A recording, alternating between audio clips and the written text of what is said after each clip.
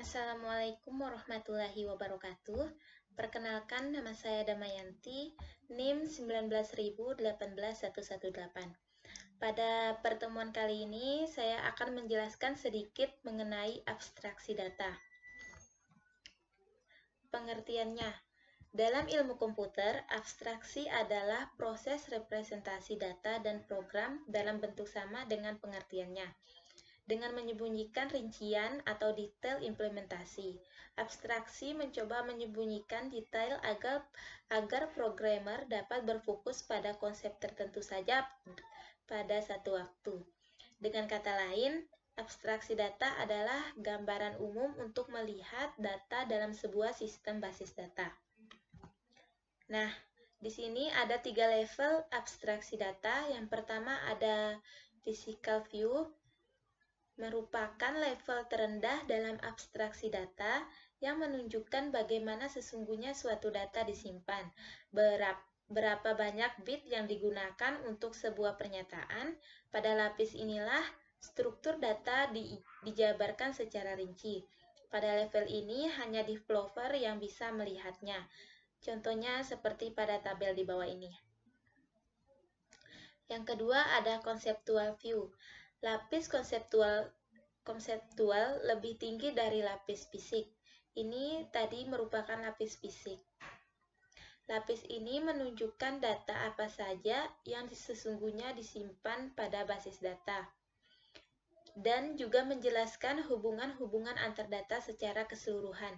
Level ini dikendalikan oleh data administrasi. Nah, ini adalah contohnya.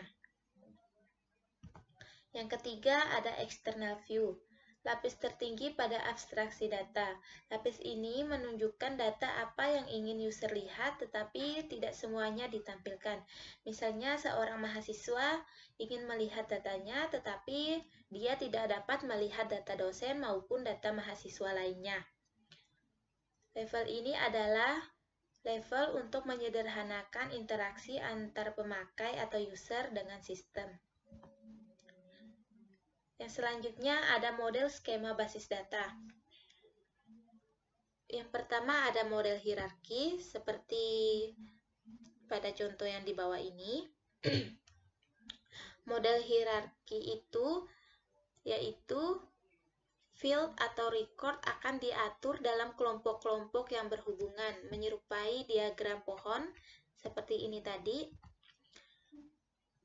Record yang levelnya lebih rendah akan berada di bawah record yang levelnya lebih tinggi. Model ini mengikuti pola hierarki pada suatu organisasi atau pada suatu keluarga, di mana terdapat rekaman data yang berfungsi sebagai bapak dan ada yang berfungsi sebagai anak. Seorang bapak bisa memiliki lebih dari satu anak, tetapi seorang anak hanya boleh memiliki satu orang bapak.